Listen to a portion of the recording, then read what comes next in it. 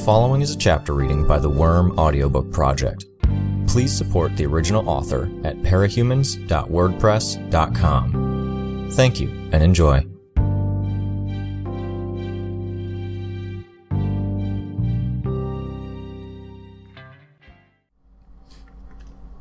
Arc 12, Chapter 5. I could kill them right now. It would be so easy. Jack, Bonesaw, and Cherish were all in my range.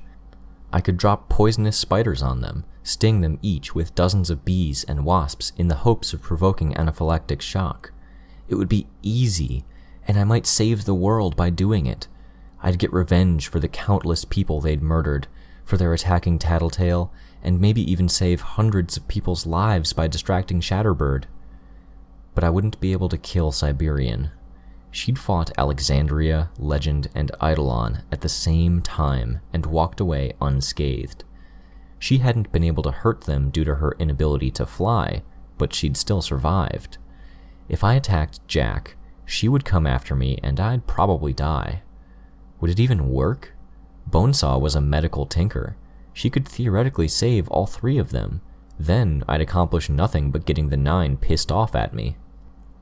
If it was just my life at stake, a part of me hoped I might do it anyways. But it wasn't. Others would pay the price if I got away from Siberian, and maybe even if I didn't. Even if I escaped and Siberian didn't get her hands on any of us, the added distraction and detours that came with evading her would probably mean I couldn't make it to my dad in time. And if I did die, Dinah might never go free, which only led to the greater question. Would I be willing to trade 10 lives for the hundreds or thousands those members of the Slaughterhouse 9 might potentially kill if they walked away here? The billions, if Dinah's prediction about Jack came true. I remembered what Brian had said back when we'd found out about Dinah. The choices we made in terms of who we tried to save, those we cared about versus complete strangers. I'd rebelled at the idea of people abandoning people to their fates simply because they didn't know them and weren't connected to them in any meaningful way. But now that I faced having to make the call and decide if my life and the lives of just about everyone I cared about were worth less than everyone else's, it didn't seem so black and white. The decision to attack and kill Jack, and potentially sacrifice our lives in the process, wasn't binary, I told myself. It wasn't limited to 2 options. I would try to save the people I could tonight. Then our teams could collectively prepare to do something about Jack and the other 9, after we were all ready to defend ourselves. As much as a small part of me wanted to make the heroic sacrifice, I couldn't throw away my life for the mere chance to kill him, and I definitely couldn't throw away the lives of others. The inch-deep water splashed as I ran. My feet already sore from the impacts against the pavement. The soft soles of my costumed feet made me quieter when I walked, but it wasn't fit for running. How much of my decision just now had been because I didn't want to kill a man? I was indirectly responsible for the deaths of others. I'd looked at the information on the capes who'd died during Leviathan's attack and found Chubster, the fat man I'd failed to save. Innumerable others had died because we hadn't been able to stop Bakuda, giving her the chance to attack the city, killing 43 people and inflicting horrific injuries on dozens more in the process. When Thomas, the man from the merchants, had been bleeding to death, I'd given the order to leave him there to die. There were others, too, I was sure. A part of me was horrified that I couldn't even keep track of it all. At the very same time, another part of me was just as horrified at the idea that I might not have the ability to pull the trigger, to deliver the venomous payload, or drive the knife home.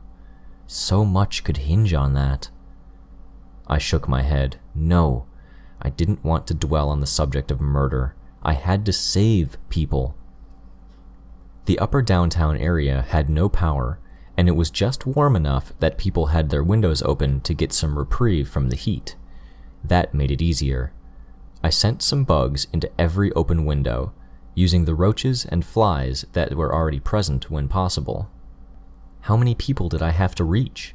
The buildings here were anywhere from 6 to 12 floors, and there were anywhere from 1 to 6 apartments to a floor. Less than half of the apartments were occupied following the evacuations, but it still made for hundreds of people on each city block. I didn't slow my pace as I worked. Bugs swept over the surfaces of rooms for any smooth surface that indicated glass or mirrors. I checked bedside tables for eyeglasses and alarm clocks. If I found glass, a bed positioned too close to a window or mirror, something potentially dangerous on the bedside table, or if there were enough attack bugs around, I attacked the residents.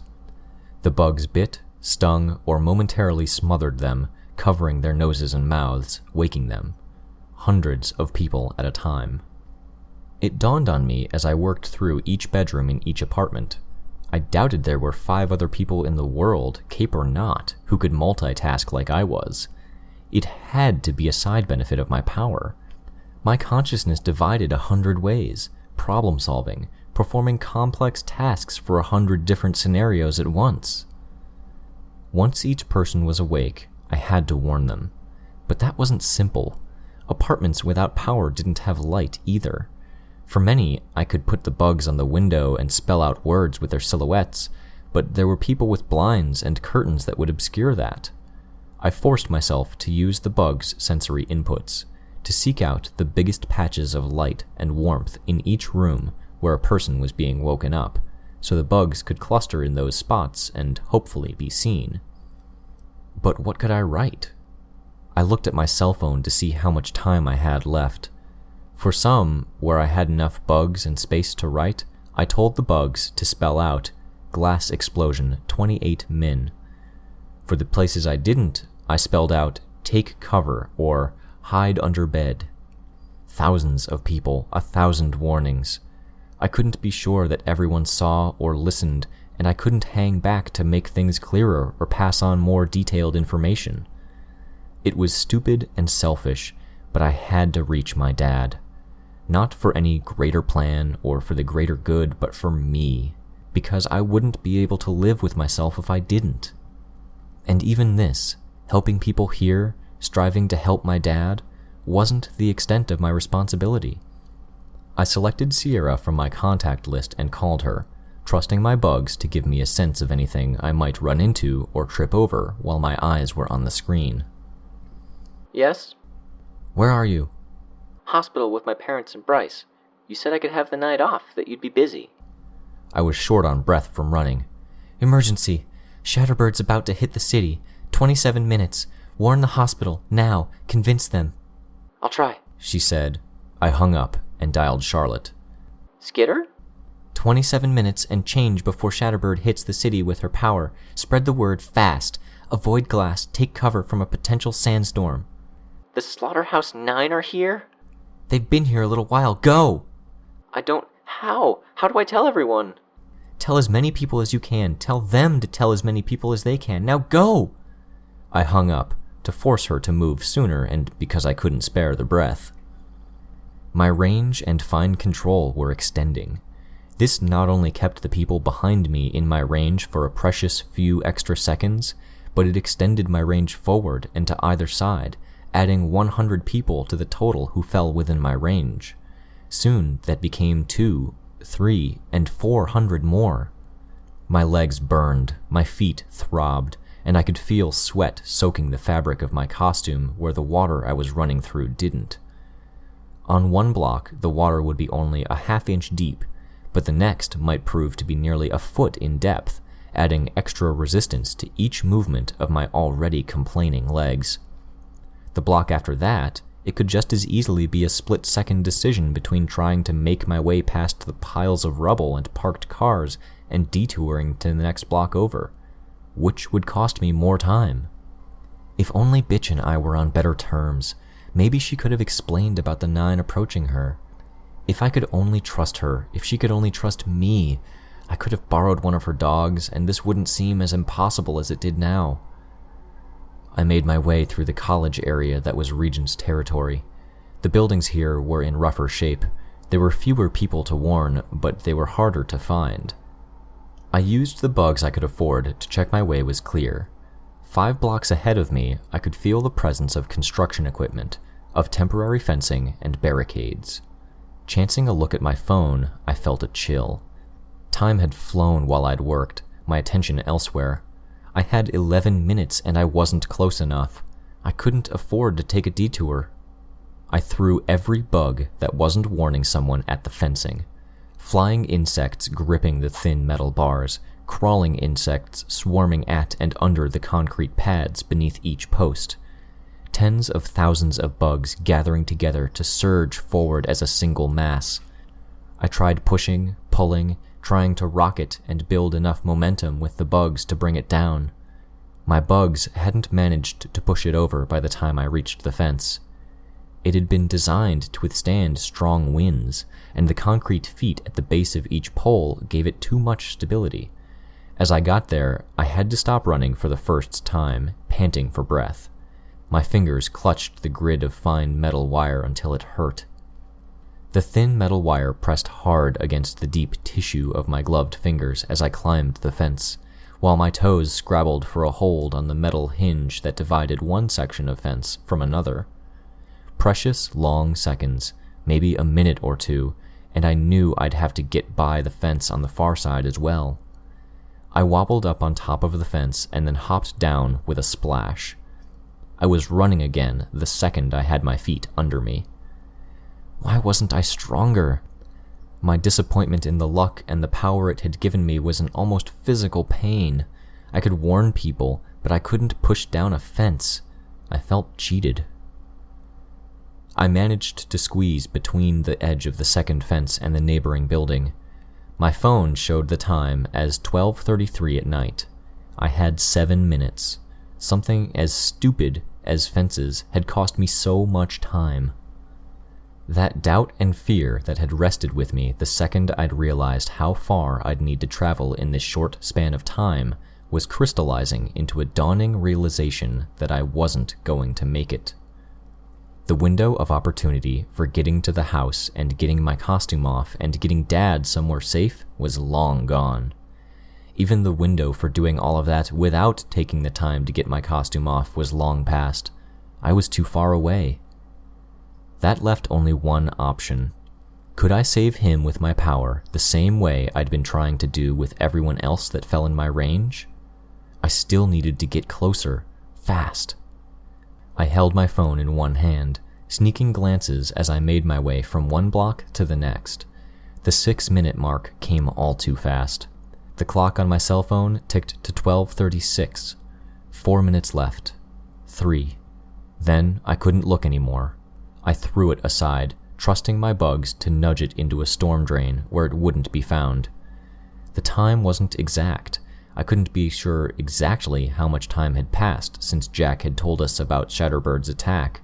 I couldn't say if Shatterbird's clock was a few minutes fast or a few minutes late. There was no point on dwelling on the final minutes, and keeping my cell phone on me was dangerous. That, and I wasn't sure I could bear to watch the clock hit 0. I heard sirens nearby, not just from one vehicle, but several, all getting closer. I could sense my neighborhood, and the black widows that were still where I'd put them. Every step brought more bugs into my focus. Ants beneath people's lawns, earthworms in gardens, pillbugs and earwigs under stones and objects in garages and carports, cockroaches in the darkest corners of cabinets. I woke the people I could and left them their warnings. I knew the time had to have run out, but I was so close. I could sense the block my house was on, the neighbor's house, and then my dad's house. I dropped onto my hands and feet the second I was in range, my legs aching. My bugs swept over the interior. I knew the layout, so it was quick. Dad was in his bed, bundled up in the covers. He was taking up only one side of the bed, leaving the space that Mom had once occupied empty. It was like a punch in the gut, a reminder of how alone he was, how alone I had left him. I needed more bugs to wake him, still more to write a message. I began drawing them up to his bedroom. I might not have noticed if I hadn't been listening through the bugs. I primarily heard it through the moths and beetles, a sound like someone running their finger along the rim of a wine glass, painful to hear, only it kept getting sharper and higher pitched until it was well beyond the limits of anything my human ears could hear. It was coming from the windows. There were enough bugs in place to wake up my dad. I could have disturbed him from his sleep, but would he react fast enough to any message I left? Or would he sit up and put his head and upper body in harm's way of the windows? I couldn't risk it. Instead, I took the bugs near him and threw them against the alarm clock, a miniaturized version of what I had attempted to do with the temporary fence. It was thin, a tilted capital L shape with a digital display. I pulled my knees up against my face and my hands up around the back of my head to shield myself where my mask didn't have coverage. The alarm clock was in the midst of tipping over when Shatterbird used her power. It was as though the glass broke in response to some invisible tidal wave, caught in the non-existent water, carried along, shattering on impacts with surfaces, slashing anything that would cut, piercing deep into any surface soft enough.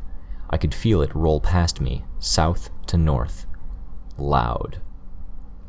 The sound seemed to come a second later, like the sonic boom following a jet. I'd halfway expected a boom, but it sounded more like a heavy impact, as loud and powerful as a bullet the size of the moon striking the city, followed by the sounds of trillions of glass shards simultaneously falling like rain across the cityscape. There was a cloud to the east where the beaches were, reaching up to the cloud level, like some pale wall. The moment I was sure it was over, I was on my feet, running around the back to the kitchen door. I tore off my mask as I made my way there, and some bugs helped guide my hand to the latch as I reached through the broken window of the kitchen door and opened it. I tore at the straps connecting my armor to my back as I ran upstairs, taking the steps 2 at a time, pulled the zipper down as I ran down the hallway. Getting my arms free of the sleeves, I tied the inside-out arms around my waist. It wasn't nearly enough to seriously hide my costumed identity, but I wasn't about to delay for another second. I pulled open his bedroom door and hurried to his side, glass crunching under my feet. I gingerly peeled away the layers of blankets that had draped over my dad as he was thrown from the bed. So much blood. 2/3 of his face was covered in blood that looked more black than red in the gloom. Darker lines marked where the blood was welling from, cuts across the side of his head, the edge of his forehead, his temple and cheek. His ear had been almost cut in half. There was a rattling from the window. I looked and saw strips of shredded duct tape. It looked like the tape had been taped around the edges, then taped in an asterisk-like pattern. He'd taken my warning seriously. I investigated further. More blood at the back of his head. Had the glass penetrated into his brain? No, I could feel the edges of the glass. It had stopped at his skull, maybe splintering under the surface of his skin. I had no way of telling. His hands fumbled blindly for my wrists, seized them. He couldn't see me with the blood in his eyes. That fact didn't make me happy or relieved in the slightest. However, it might have kept him from discovering my costumed identity. "Taylor? I'm here. Don't move too much. I'm going to see what I can do." "Are you okay?" "Not even scratched." I could see him sagging with relief. "You were right," he said. He tried to stand, and I pushed him back down. "Stay still," I said. "At least until we can be sure there's nothing more serious." "Right," he mumbled. "You took that first aid class." More glass had penetrated his blankets and sheets. There were holes in his back, his arm, and shoulder. All bled, but none seemed to have hit any arteries, gushing or releasing copious amounts of blood. It was still far more blood loss than I would have liked. His undershirt was turning crimson. I climbed over him, glass stabbing my palm as I put a hand on the ground for balance. I wanted a closer look at his back. Had anything hit his spine? Fuck. There was one hole close to the spine, around the same distance down as his belly button. "Can you move your toes?" There was a pause. "Yes." I breathed a sigh of relief. "Then the next biggest issue is possible internal bleeding. We need to get you to a hospital." "They hit the entire city?" "I think so," I told him. No use letting on exactly how much I knew. It would only cause the both of us more distress in the long run. The hospitals will be overcrowded. Yeah, but not going isn't an option. Okay, he said. I'll need my sandals downstairs. I was using my power to find them by the time I was standing again. I found something else. There were people in our kitchen. The Slaughterhouse 9? Had they followed me here? My dad was unable to see thanks to the blood. I drew my bugs together into a cluster, hid them in the folds of my costume, which I had tied around my waist. I crossed the hall to my room and found a pair of loose-fitting cargo pants from when I'd had a bit of a belly and a wider waistband. I zipped up the pants and tied a sweatshirt around my waist to hide the rest of my costume. I could sense them approach. One of them waved at a fly that flew too close to their head. Both were men. Floorboards creaked as they ascended the stairs. "Hello?" one of them called out. I tensed. I didn't recognize the voice. They were right by my dad's bedroom. I heard my dad respond and swore under my breath. My knife was still strapped in against the back of my costume, which dangled around my knees. I bent down and drew it from beneath my sweatshirt. Voices. One of them murmured something, and my dad replied. I couldn't make out anything in terms of the words or the tone of what they were saying. Quietly, aiming each footstep to avoid the worst patches of broken glass, I stepped from my bedroom, my knife held low and ready. 2 paramedics were working together to shift my dad onto a stretcher.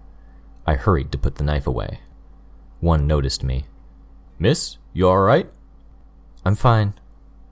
"This your dad?" "Yeah." "We're going to take him to the hospital. Mind making sure our way out is clear? Maybe open the front door for us?" "Okay." I felt like a machine, clumsy, almost emotionless, as I led them out of the house. There were 2 other ambulances parked in places I could see. None had windshields, mirrors, or headlights. The explosion had blown out the flashing lights and whatever system had handled the sirens. It didn't fit. The timing of this, their preparedness. But they didn't look like any members of the 9 I knew. I could see one of the paramedics down the street. She was black, so it wasn't the Chosen either. Merchants wouldn't be this organized or devious. I reminded myself of where my knife was, in case I needed to draw it at a moment's notice. The 2 paramedics began loading my dad into the back. "Can I ride along?" I asked one the second they were done. He looked at me, then grabbed something large, black, and irregularly shaped from a pocket beneath the stretcher. Holding it in one hand, he put one hand on my shoulder and led me a short distance away. My heart rate tripled. My gut was telling me they weren't normal paramedics, and this was the moment I found out just how. "Here," he pressed a bundle into my hands. It was large, bulky, and there were hard bits beneath the cloth. "You don't want to leave this behind." I peeked at the contents of the bundle, then swallowed hard. It was my mask and the back sheath of my armor with the stuff inside. In my haste, I'd torn them off and left them where they fell. "You're with Coyle?" I asked. I felt a quiet horror at the realization that Coyle would now know who my dad was, and who I was by proxy. He nodded once. "More specifically, your teammate sent us. They'd hoped we would pick you up and drive you here, but we weren't able to find you, and we were delayed because we had to take safety measures first." He looked toward the van. I realized he was talking about the removal of the glass. Relief surged through me, and I felt tears welling up. That relief proved short-lived. "Our employer feels there's very little you'll be able to do with your father here, and quite a bit you could do elsewhere. He did say he understands if you want to prioritize your family." My eyes widened in understanding. Coyle wanted me to attend to my territory now, in this moment of crisis. He wants me to leave my dad? It might as well have been a rhetorical question. The paramedic didn't respond. I felt my heart sink. "We'll give him the best care we can," he said. I turned and climbed into the ambulance. My dad was gingerly dabbing at one of his eyes with a wet cloth. I was pretty sure he didn't see me. I bent over him and kissed him on the corner of his forehead, in a spot where the blood didn't cover his face. He snapped his head up to look at me. The white of one of his eyes had turned crimson, the green of his iris pale in the midst of it. "I love you, Dad," I said, then backed away a step. "Stay," he said, "please." I shook my head. I stepped back once again, and then hopped down from the back of the ambulance, turning away. "Taylor!" Always like this now, always walking away, knowing how much it hurt him. I blinked more tears out of my eyes. "You make sure he's all right," I ordered the paramedic, ignoring another of my father's shouts. The man nodded. "I can tell him we aren't allowing ride-alongs, just in case we need more bodies in the back." "Thank you." My power buzzed at the edge of my consciousness as I turned my back on the scene. Fuck all of this. Fuck the Nine. Fuck Shatterbird. Fuck Jack. Fuck Leviathan. Fuck Coil. Fuck Hookwolf. Fuck me, most of all.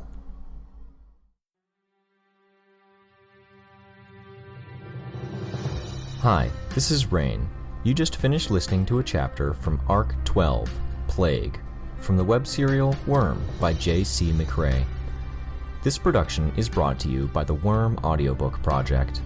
If you would like to know more about us or to volunteer your own services, please check us out at audioworm.rein-online.org. You can download or listen to every chapter directly from our site, or you can find us on iTunes or any podcast app under Worm Audiobook. Thank you for listening.